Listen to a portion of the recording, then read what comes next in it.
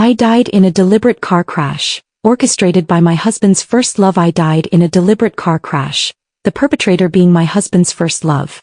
On the verge of death, I dialed the number of Silas Shin, my husband of 5 years, the so-called emperor of the business world. Silas, I've been in a car crash. Can you just... My words trailed off as he cut me off coldly. I'm helping Ione try on wedding dresses. Leave whatever mess you're in for my assistant to handle. The line went dead and my consciousness faded into nothingness. At that exact moment in the bridal shop, Silas Shin, who'd been adjusting the veil on his first love's head, turned deathly pale. His tall, imposing frame crumpled to the floor like a marionette with its strings cut. In the horrified stares of the onlookers, his legs twisted and snapped at an unnatural angle. The glistening white bone pierced through the fabric of his expensive tailored suit pants. Racked by excruciating pain, he screamed my name like a madman. A frigid, mechanical voice exploded in his mind. Contractee Lila when confirmed deceased. Sympathy pact, activated. Binder Silas Shin will bear all injuries sustained by the host in full, with pain intensity amplified 100-fold. Phase 1 pain transfer. Comminuted fracture of both legs initiated. Aakak. A blood-curdling scream shattered the bridal shop's serene silence. It wasn't mine. I floated mid-air watching the farce unfold with detached amusement. The perpetrator, Ione Lin, pointed at the man writhing on the floor, her face twisted in terror. Silas. Silas, what's wrong with you? Silas Shin, my husband of 5 years, lay sprawled on the ground like a bird with broken wings, utterly helpless and disheveled. His once cold, impassive face was now streaked with cold sweat, contorted in unspeakable agony. The jagged white bone jutted out of his suit pants, blood seeping rapidly into the pristine white carpet, blooming into a grotesque crimson rose. Lilawan. Lilawan. He howled my name, his voice cracking with a desperation and madness I'd never heard before. Ione Lin froze, then a flicker of venom crossed her face. It's all that Lilawan's fault. Even dead, she's still trying to ruin things. Silas, ignore her, we were supposed to. Her words died on her lips. Silas Shin's head snapped up, his eyes bloodshot as they locked onto her. The look in his gaze was so ferocious, it was as if he wanted to tear her limb from limb. Shut up. The pain had addled his mind, yet his body reacted instinctively, rejecting her, repulsed by her very presence. I watched on, my heart cold as ice. So this was the sympathy pact. Every ounce of pain I'd endured before my death, he would suffer 100 times over. Perfect. This was far more entertaining than killing him outright. Ione Lin flinched at his roar, her eyes welling up with crocodile tears instantly. Silas, how could you say that to me? I'm the one you love most. I even picked out the wedding dress for us. Look at it, it's so beautiful. She reached out to touch him, but the second her fingers brushed the hem of his suit, that frigid voice echoed in my ears and in Silas Shin's mind. Phase 2 pain transfer. Multiple soft tissue contusions across the body initiated. As the words faded, Silas Shin's expensive custom suit tore to shreds, piece by piece. His smooth, unblemished skin was suddenly covered in large bruising purple and blue splotches, as if he'd been mercilessly beaten with countless clubs. Aakak. A fresh wave of agony racked his body, sending him rolling and convulsing on the floor. The bridal shop staff scattered in terror, screaming their heads off as they fled. Ione Lin stared at the bizarre bruises spreading across his body, stumbling backward in fright until she collapsed onto the ground. The look in her eyes was no longer one of love or concern, it was pure, unadulterated fear. As if she were looking at a monster. A soft chuckle escaped my lips. Ione Lin, weren't you supposed to love him? Now that your beloved has been reduced to this state, why are you the one cowering in fear? Through the endless waves of pain, Silas Shin seemed to catch the sound of my laughter. He twisted his head abruptly, his hollow eyes locking onto the spot where I floated. Lilawan. Is that you? You've come back. Haven't you? Please. Please let me go. I drifted down to hover above him, looking down at his pitiful state with a cold, unfeeling gaze. He couldn't see me, but he could feel the bone-chilling iciness that emanated from me, seeping into his very soul. I didn't answer him. I just stood there, quietly savoring his suffering, just as he'd savored my despair, countless times over the past 5 years. The wail of ambulance sirens grew louder, drawing near. Ione Lin scrambled to her feet as if she'd just grabbed a lifeline, darting toward the door. Help! Someone help! He's dying. As she ran, she didn't forget to glance back, shooting a venomous glare at the half-dead Silas Shun on the floor. As if he were the one who'd stained her eyes with filth. Watching this scene unfold, my smile widened. Silas Shun, this is the pure first love you abandoned everything to protect. How does it feel? Chaos reigned in the hospital. Silas Shun was wheeled into the operating room in a hurry, and the corridor was packed with people. Ione Lynn nestled in the arms of a middle-aged noblewoman, sobbing her heart out. Auntie, it's all my fault. I shouldn't have dragged Silas to try on wedding dresses. It's all that Lila Wen's fault. She's nothing but a jinx, even dead she refuses to rest in peace. The woman was Ione Jo, Silas Shun's mother, my mother-in-law. She hugged Ione Lynn tightly, her eyes brimming with resentment as she stared at the operating room door. Don't blame yourself, Ione. It's all that cursed woman's fault. I never should have agreed to let Silas marry her. If it weren't for the tiny bit of use her family had, I'd never have let a woman like her step foot into the Shun family. I floated beside them, listening to their cruel, spiteful words, feeling absolutely nothing. I'd heard words like these countless times over the past 5 years. From the searing heartbreak of the first time I'd heard them, to the numbness that followed, and now, to this detached sense of amusement. I realized that when a person dies completely, when they abandon all hope, watching these scenes unfold is no different from watching a farce that has nothing to do with them. Ione Jo rambled on, spewing endless vitriol about me. Meanwhile, Ione Lynn, between sobs, pulled out her phone and began typing furiously. Curious, I drifted closer to peek at the screen. Girls, today is the worst day ever. Didn't even get to finish trying on wedding dresses, and now Silas Shun's dead wife is haunting me. So gross. This is totally headline material. What do you think of billionaire tycoon mysteriously gravely injured, suspected to be haunted by late wife's ghost? Hurry up and contact the troll army for me.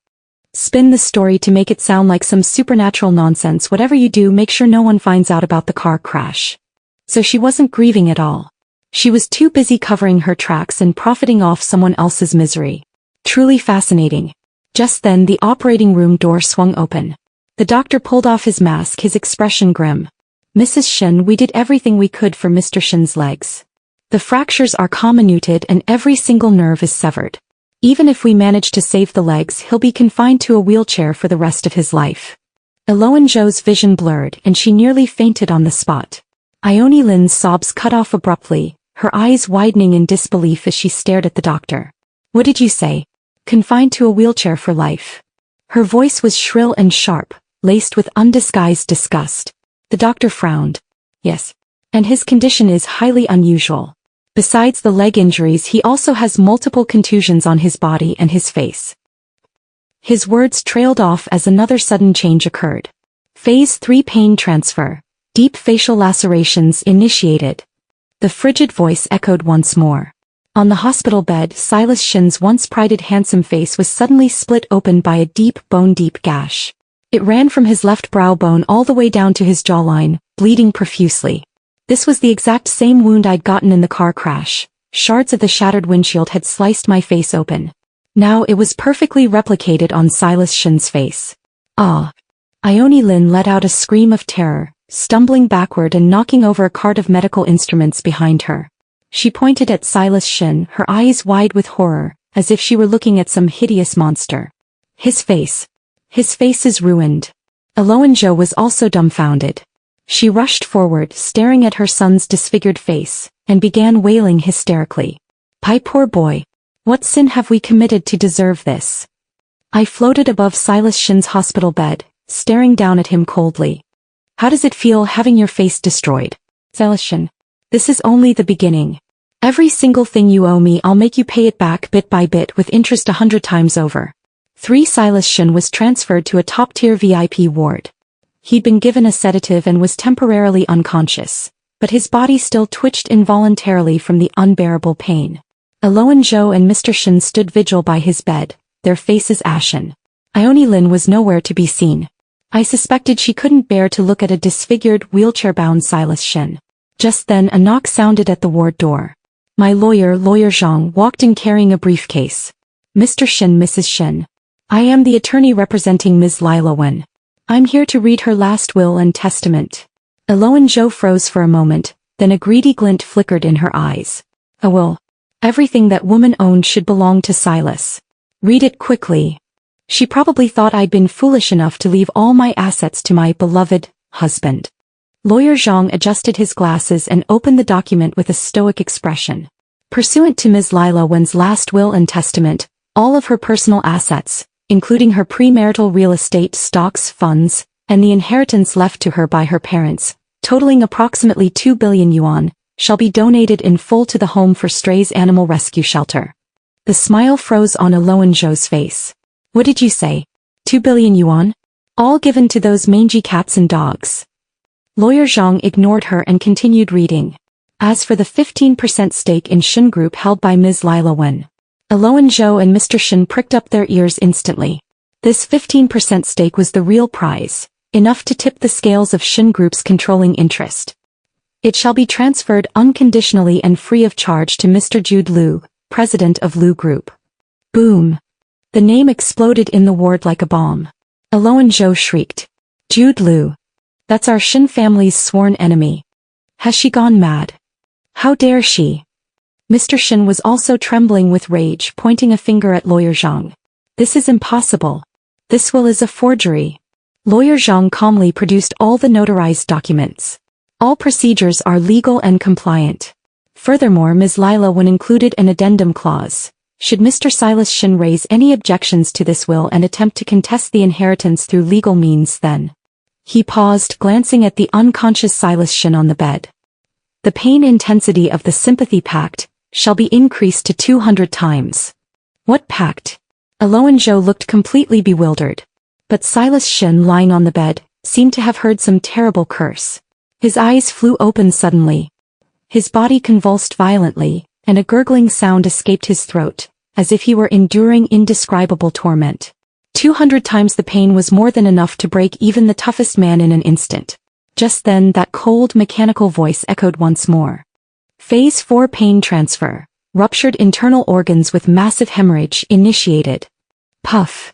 Silas Shin spat out a mouthful of blood, staining the pristine white bedsheets crimson. The life monitor beside him let out a shrill alarm, his vital signs plummeting rapidly. Doctors and nurses swarmed into the room. Patient is experiencing internal bleeding. Hurry. Prep for emergency resuscitation. Chaos erupted in the ward once again. Ione Zhou and Mr. Shin were scared out of their wits, collapsing to the floor. I floated near the ceiling, watching everything with icy indifference. Silas Shin, are you enjoying my revenge? This is merely interest. Next we'll settle the debt, principal plus interest, slowly. For investigate. Get to the bottom of this. Outside the ICU corridor, Ione Zhou was screaming like a madwoman, clutching Mr. Shin's collar. Silas didn't end up like this for no reason. Someone is behind this. Is it that Lila Wen's ghost? Or that Jude Liu's brat? Mr. Shin looked exhausted, but his eyes blazed with dark fury. Shin Group had been thrown into chaos by my stock transfer, its share price plummeting sharply. Now his son was clinging to life by a thread. How could he not be frantic? Just then Silas Shin's special assistant Rowan Lee hurried over. His face was pale and he clutched a tablet tightly in his hand. Chairman, madam. We found something. Rowan Lee's voice trembled slightly. The car crash. It wasn't an accident. He tapped the tablet and a video began playing. It was the final footage captured by the dashcam in my car. A red sports car moving at breakneck speed, slammed into my vehicle viciously from the side and rear. No deceleration. No attempt to swerve. It was a deliberate, premeditated assault. And the owner of that red sports car. Ione Zhou and Mr. Shin's pupils constricted violently. It's Ione. On the screen, Ione Lin's heavily made-up face was twisted into a grotesque mask of madness and jealousy. Ione Zhou muttered to herself in disbelief. No, that's impossible. Ione is so kind. How could she? She could. Rowan Lee cut her off, playing another audio recording. It was a phone call between Ione Lin and an unknown man. I don't care how you do it. Sabotage the brakes on Lila Wen's car. I'll pay you handsomely once it's done. And take care of the dashcam too. Make it clean. In the recording, Ione Lin's voice was cold and venomous, a far cry from her usual weak and pitiful act. Ione Zhou collapsed completely to the floor, muttering impossible over and over again. As for me, floating in mid-air, my soul turned ice cold. I'd always thought the car crash had been a spur-of-the-moment act of revenge by Ione Lynn. I'd never imagined it was premeditated. Murder. She hadn't just wanted to hurt me. She truly, genuinely wanted me dead. An unprecedented, bone-chilling rage swept through my entire being in an instant. Watching Silas Shin suffer earlier had amused me, had satisfied my thirst for vengeance. It had been the playful cruelty of a cat toying with a mouse. But now, knowing the truth, that playful cruelty turned into an overwhelming bloodlust. Merely making him endure the pain of my death was too lenient a punishment for them. I wanted more than just pain. I wanted judgment. At the exact moment my rage reached its peak, the cold voice in my mind suddenly changed. No longer a mechanical announcement, it now carried a hint of host's emotional fluctuation detected at critical threshold. New permission unlocked.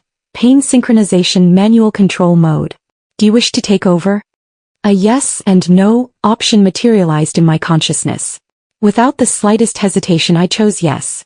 The moment I took control, an interface similar to a game's control panel appeared in my mind. It listed every single injury I'd sustained upon my death. Comminuted fracture of both legs, multiple soft tissue contusions across the body, deep facial lacerations, ruptured internal organs with massive hemorrhage. Each item had a switch that could be toggled on or off at will. I could even adjust the pain intensity, anywhere from 1% to 200%. I finally understood. This pact was no mere tool of revenge. It had granted me the power of judgment. My gaze drifted to the ICU ward. Silas Shin had been stabilized after emergency resuscitation, but he remained unconscious. Eloan Zhou and Mr. Shin had already called the police, and they were now speaking to the officers, their faces etched with shock and disbelief. It wouldn't be long before the police went to find Ione Lynn. But first I needed to test out my new toy. My eyes landed on a seemingly insignificant injury listed on the panel. Minor rib fracture. It was a small injury caused by the seatbelt during the crash. Its pain wasn't acute, but it was dull, lingering, and extremely irritating. With a single thought I flipped the on switch. On the hospital bed, Silas Shin, who'd been lying relatively still, suddenly arched his back like a cooked shrimp. His tightly closed eyes squeezed shut in agony, and a muffled groan escaped his throat. A satisfied smile tugged at my lips. Then I flipped the switch to off. His body went limp instantly. Off. Like a child with a new toy, I amused myself by toying with his pain relentlessly. Sending him plummeting into hell 1 second, letting him taste heaven the next, only to drag him back down to the abyss once more. This sense of having him utterly at my mercy was intoxicating. Just then the ward door opened again. Jude Liu walked in. He was dressed in a perfectly tailored suit, holding a bouquet of white chrysanthemums, his face wearing a look of appropriate sorrow. Uncle Shin, please accept my condolences. He placed the chrysanthemums on the bedside cabinet, his gaze sweeping over the pitiful figure of Silas Shin on the bed, a flicker of satisfaction flashing in his eyes. I heard Brother Silas had an accident. It's truly heartbreaking. Though Shin Group's stock price is far more heartbreaking than he is. Jude Liu's words were like a knife, piercing straight into Mr. Shin's heart. Jude Liu, cut the hypocritical act. Our Shin family won't fall. Mr. Shin roared in frustration. Jude Liu smiled non-committal. He walked over to the bed, leaning down to speak in a voice so low only the three of us, plus me the ghost, could hear. Silas Shindino? When Lila Wen gave me those shares she only made one request. She said I must personally oversee the downfall of Shin Group. She said it's what you owe her. Silas Shin's fingers twitched slightly, even in his unconscious state. A cold laugh escaped me. Trying to play possum? I won't let you get away with it that easily. I instantly cranked the pain intensity of the skull fracture injury to 50% and slammed it into him. Silas Shin let out an inhuman scream, his eyes flying open wide, bloodshot and bulging. It was a pain so excruciating it felt as if his skull were being crushed to pieces. He stared at Jude Liu with pure venom and unwillingness. Jude Liu was momentarily startled by his ferocity, but he quickly regained his composure, even smiling more broadly. Awake? Good. Watching your empire crumble before your very eyes. I imagine it's quite the exquisite torture. With that he straightened his tie and turned to leave, walking away with effortless elegance. Only Silas Shin's ragged, pained gasps filled the ward. I slowly dialed down the pain intensity, granting him a brief reprieve. I drifted down to hover above him, brushing my icy breath against his face. Silas Shin, did you hear that? This is only the beginning. 6 Ione Lin was arrested. The evidence was irrefutable. She didn't even have a chance to plead her innocence. When the police hauled her away, she was still wearing that blood-stained, expensive wedding dress, her makeup smudged into a clownish mess, screaming curses at me like a madwoman. The Shin family descended into total chaos. The company's stock price plummeted, teetering on the brink of bankruptcy. Their only heir was a cripple, at risk of sudden death at any moment from unexplainable, excruciating pain. Ione Zhou scurried around like an ant on a hot pan, begging every god and Buddha she could find for help. Meanwhile, I discovered another ability of mine. My consciousness seemed able to travel through electronic waves, hopping between devices at will. Especially when Silas Shin was in a deep coma, my range of movement expanded even further. So I wasted no time hacking into his personal computer. I'd expected to find sweet memories of him in Ione Lin, love letters, photos, that sort of thing. Instead, a folder named Ione was filled with nothing but business plans. Page after page, line after line, meticulous schemes to use Ione Lin's family connections to swallow up another company. So his deep love for Ione Lin had been nothing more than a carefully calculated business transaction. He hadn't loved her. He'd been using her. A bitter laugh escaped me as I clicked on another folder. Its name was my initials, LW. My soul skipped a beat inexplicably. I opened it. No love letters. No couple photos. Only hundreds upon hundreds of pictures of me. Me reading in a cafe. Me admiring paintings in an art gallery.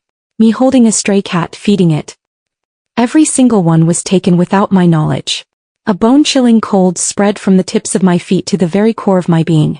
This wasn't love. This was control. This was imprisonment. I kept digging and soon enough I found an encrypted file. It was a divorce agreement drafted long ago, one I'd never seen before.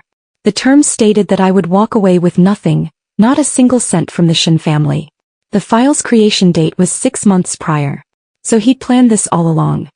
Once he'd milked my family's influence dry, once he'd fully taken control of Shin Group, once he'd used Ione Lin to swallow up his competitors. He would have kicked me to the curb, then flown off into the sunset with his true love, ruling over an even more massive business empire. And I, from start to finish, had been nothing more than a pawn on his chessboard. A disposable pawn. Ha ha. Ha ha ha ha ha. I laughed until my entire soul trembled with rage. Silas Shin, you magnificent bastard. You'd plotted everything to perfection, yet you'd never once calculated that I would die. Much less that I would return to haunt you like this. My incorporeal fingers danced across the keyboard. I anonymously packaged all those business plans for the hostile takeover and sent them straight to Jude Liu's email.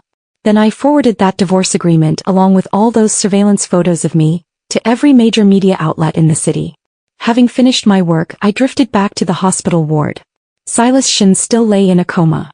I leaned down, whispering softly in his ear. Darling husband, have you received your second gift from me yet? Don't rush.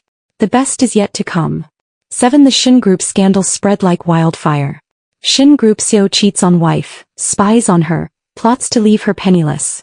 Shin Group accused of unfair competition and malicious takeovers. One explosive headline after another sent the already teetering Shin Group stock price crashing straight into a trading halt. Ione Zhou was beside herself with panic. Staring at her unconscious son, she finally hit upon a brilliant idea. She hired a so-called enlightened monk, a self-proclaimed master of the occult. Dressed in a gaudy golden cassock, clutching a peachwood sword and a bowl of talisman water, the monk began hopping around the VIP ward, chanting gibberish at the top of his lungs. Evil spirit, I see through your true form. Begone at once. He waved his sword at the empty air, shouting at the top of his lungs. I floated in the corner, barely able to stifle my laughter. It was the 21st century and this was the best they could come up with? I decided to have a little fun with him. The monk handed the bowl of talisman water to Ione Zhou. Madam, hurry. Force this down your son's throat. This is celestial snow water, infused with 99 rare divine herbs. It will expel all evil spirits. Ione Zhou grabbed the bowl like it was a lifeline, trembling as she leaned over Silas Shin's bed. With a single thought I intervened. Crash. The bowl in Ione Zhou's hand shattered into 1,000 pieces, sending the holy water splattering all over the floor. The monk froze. Ione froze. A master this. A flicker of panic crossed the monk's face, but he quickly composed himself. This evil spirit possesses great power. Let me subdue it with my thunderstruck wood. He pulled a chunk of charred blackwood out of his bag. I switched tactics. Riding the electrical currents, I slipped into the phone in the monk's pocket. The next second, a loud, cheerful tune blared throughout the ward. Baby Shark, do-do-do-do-do-do. The joyful children's song clashed horribly with the monk's dramatic exorcism, creating a scene of absurdity beyond description. The monk's face turned as red as a liver. He fumbled wildly for his phone, but no matter how hard he tried, he couldn't turn the music off. The ward's lights began to flicker madly. The air conditioner cranked up to full blast, sending cold gusts swirling through the room. A ghost. The monk finally lost his nerve, screaming at the top of his lungs. He scrambled out of the ward as fast as his legs could carry him, abandoning all his fancy exorcism tools in his haste. This evil spirit is too powerful. My cultivation is no match for it. I take my leave. Ione stared at the monk's retreating back, her last shred of hope crumbling into dust. She collapsed to the floor, staring at Mr. Shin in utter despair. What do we do? Old Shin, what on earth do we do now? Mr. Shin said nothing, his gaze fixed on his son's unconscious form, his expression unreadable. Suddenly, Ione seemed to remember something, grinding her teeth in fury. It's all my fault. I never should have stopped Silas. I should have let him marry that Ione Lin. That woman Ione, what good did she ever do for the Shin family besides her useless connections? Nothing but bad luck. Nothing but cursed bad luck. She finally tore off the mask of the loving mother-in-law, revealing the ugly, selfish face beneath. I listened silently, then turned my gaze to Silas Shin. I dialed back some of the pain, letting him drift slowly out of his coma. The first thing he heard upon opening his eyes was his mother's heartfelt confession. His eyes dimmed instantly. With agony. And a hint of self-mockery. I wanted him awake to see it. To hear it. To watch as the mother he'd cherished so deeply dismissed the benefits he'd traded his marriage for. To listen as the family he'd valued above all else revealed their true colors the moment he fell from grace. Silas Shin, how does it feel to be utterly abandoned by everyone you love? Ione Lin's trial began. Her family had spared no expense, hiring the best defense lawyers money could buy, trying to argue that her premeditated murder was nothing more than a crime of passion. In the courtroom, Ione Lin sobbed hysterically, painting herself as a poor, helpless victim driven to madness by love, tormented endlessly by me, the wicked legal wife. It was her. It was Ione who kept sending me messages, flaunting her relationship with Silas, provoking me. I only wanted to talk to her that day. She was the one who tried to run me over first. I just lost control. She turned black into white, spewing lies without a shred of shame. Even I, floating invisibly in the gallery, was gagging at her audacity.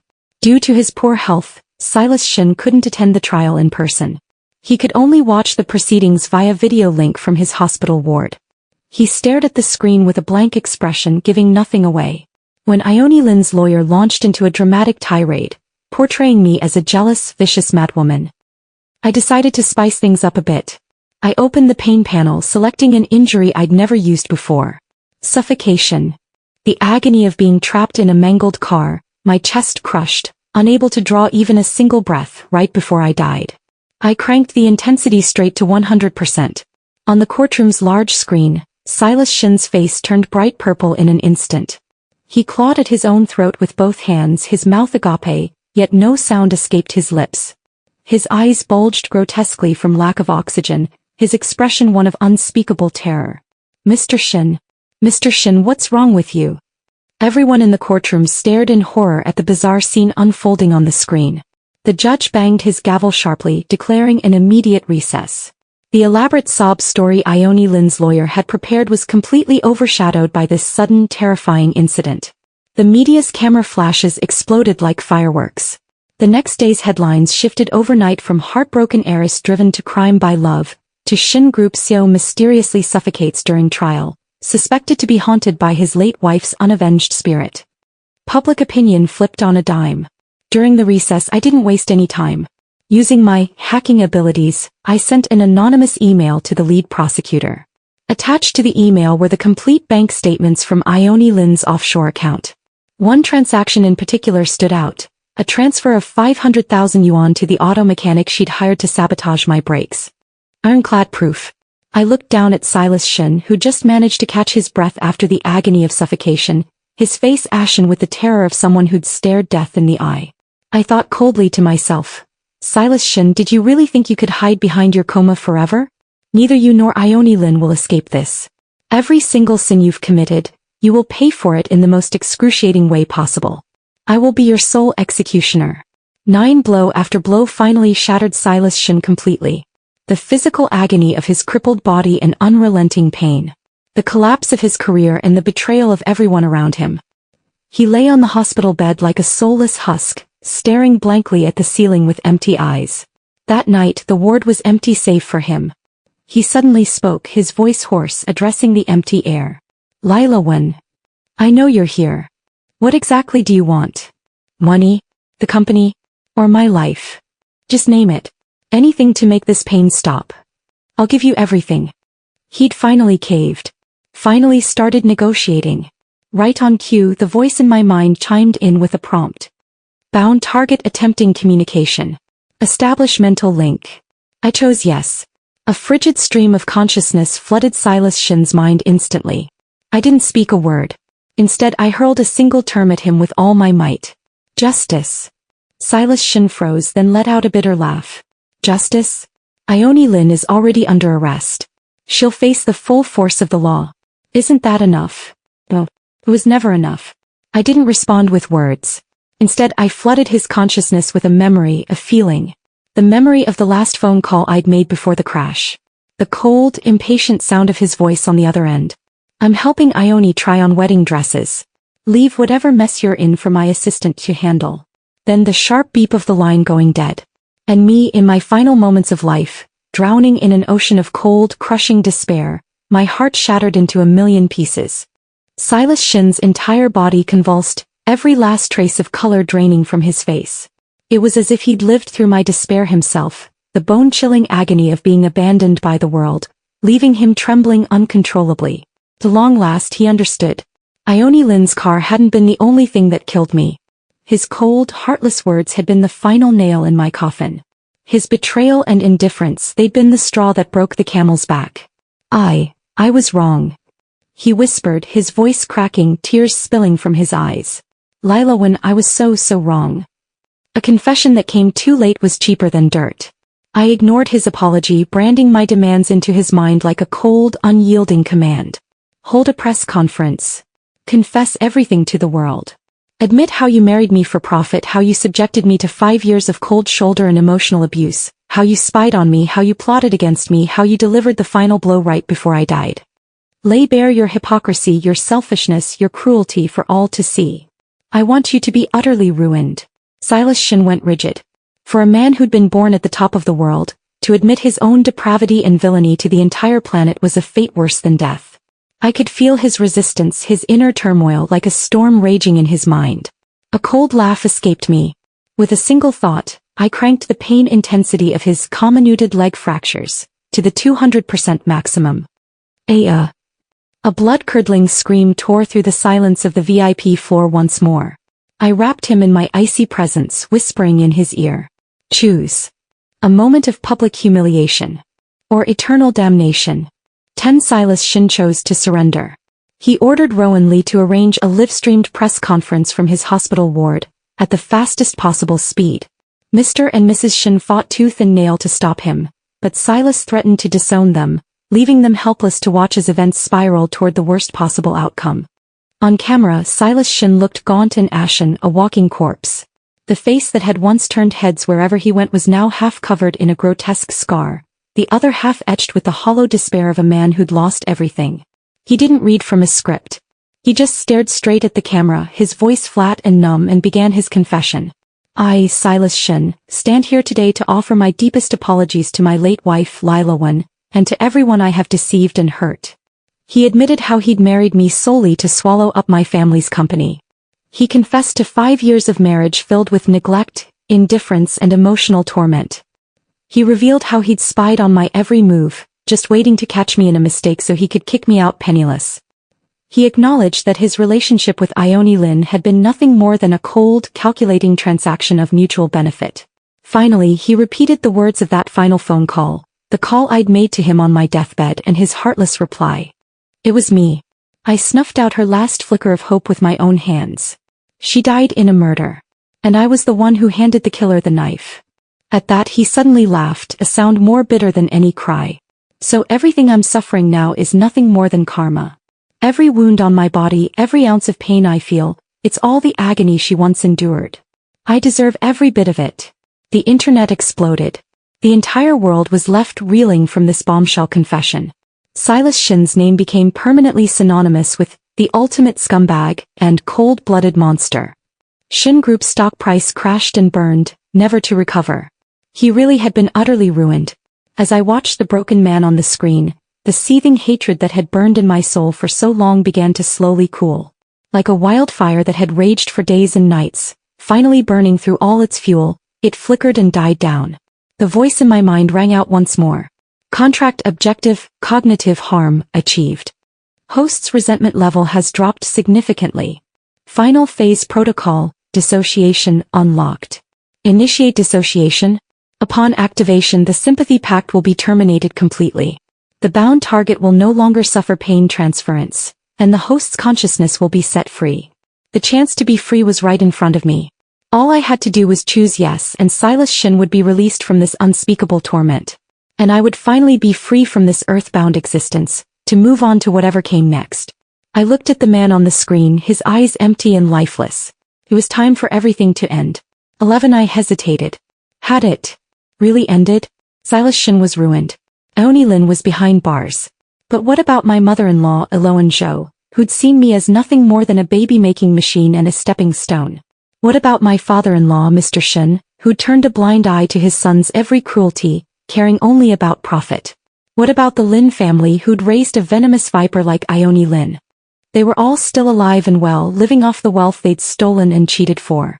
But was my death only worth punishing two of the culprits? Well, it wasn't enough. It would never be enough. As my thoughts raged, the ward door swung open once more. It was Jude Liu. He wasn't holding any flowers. He just stood quietly beside the bed, watching the aftermath of the farce unfold on the screen. Shin Group was finished. He'd won. But there was no trace of triumph on his face, only a complex, almost sorrowful expression. He shook his head softly. You're pathetic. Then, as if sensing something, his gaze drifted toward the empty corner where I floated. His voice was quiet but crystal clear. Lila Wen, rest in peace. You shouldn't let these filthy people and their dirty deeds chain your soul here. Go where you belong. In your next life, find someone who truly deserves you. I froze. He could sense me. A strange warmth coursed through my cold, spectral form, something I hadn't felt since I died. He was right. I shouldn't be trapped here. But I wasn't ready to let go. I looked at Silas Shin and a wild, ruthless idea took shape in my mind. I didn't choose dissociation. Instead, I sent Silas Shin one final, most cruel command of all. Silas Shin, do you want to be free? Yes. His answer was instantaneous, without a shred of hesitation. Then use every last ounce of power you have left to destroy them. My consciousness echoed coldly and clearly in his mind. Destroy your parents. Destroy the Shin family you were so proud of. Destroy Ione Lin's backing. Destroy the entire Lin family. I want them all to end up like you, with nothing, abandoned by everyone. When you finish that, then both of us will be free. I'd given him a purpose. A reason to claw his way through the endless pain, to find a twisted sense of meaning in his suffering. Silas Shin fell silent. The silence stretched on so long I thought he'd refuse. Then a faint glimmer of light sparked to life in his empty, dead eyes. It wasn't a light of hope. It was the mad, blazing fire of mutual destruction. Good. He said only one word. 12. Silas Shin became a caged beast straight from the depths of hell. Condemned to a wheelchair and a hospital bed for the rest of his days, he wielded his razor-sharp, profit-obsessed mind like a weapon, unleashing a tempest that laid waste to the entire upper-class circle. He knew the Shin family inside out, every dirty deal, every tax evasion scheme, every skeleton hidden in the closet. He held all their secrets. He anonymously leaked damning evidence to tax authorities and regulatory bodies, and handed the rest directly to Jude Liu. Jude Liu became his deadliest blade. Mr. Shin was taken away for investigation. Eloan Zhou wailed and cursed him, calling him a traitor, a heartless ingrate. Silas Shin listened with a blank expression, then, under my subtle pain stimulus, cracked a twisted smile. Next came the Lin family. Drawing on his connections and intimate knowledge of their business operations, Silas Shin launched a precise, ruthless assault on their empire. Spreading negative rumors, poaching core employees, triggering a cash flow crisis. The once mighty Lin family, caught in the crossfire of a joint Shinlu takedown, crumbled like a house of cards. Mr. Lin went bankrupt. Mrs. Lin lost her mind. Ione Lin, who'd been appealing her sentence in a desperate bid for leniency, lost all her support. She was ultimately sentenced to life in prison. My vengeance was complete. On that day the sunlight outside the window streamed in warm and bright. Silas Shin sat in his wheelchair, pushed to the window by a nurse. He was a shadow of his former self, gaunt, hollow, the arrogance that once defined him gone without a trace, leaving only a broken shell filled with exhaustion. The Shin family was finished. The Lin family was finished. He'd fulfilled every last one of my demands. Lila Wen. He whispered my name softly, his voice barely audible. It's all over now. Is this enough? I floated beside him, gazing at his pale, scarred profile. The last lingering thread of obsession in my soul finally dissolved, vanishing into thin air along with the fall of those two families. It was finally enough. I summoned the long-neglected system panel, extending my incorporeal hand to tap gently on the word dissociation. Contract completed. Sympathy link terminated. May your soul find peace and your wishes be fulfilled. That was the last voice I heard. In the next instant I felt a powerful, gentle pull. The hospital ward blurred around me. The lines of agony etched into Silas Shin's face smoothed out the moment the link snapped, as if a 1,000-pound weight had been lifted from his shoulders. For the first time in over 5 years he wore a truly relaxed expression. He closed his eyes slowly. A single tear slipped from the corner of his scarred eye, trailing down his cheek. And I was wrapped in a warm golden glow. Before my consciousness faded completely, I seemed to hear Jude Liu's voice, soft and clear. Lila Wen, in your next life be kind to yourself.